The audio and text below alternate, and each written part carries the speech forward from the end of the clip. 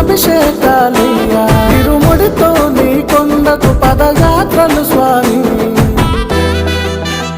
కొండ కోనలు దాటి వస్తున్నము ఈశా నీ దర్శన భాగ్యం నీ జన్మకు ధన్యం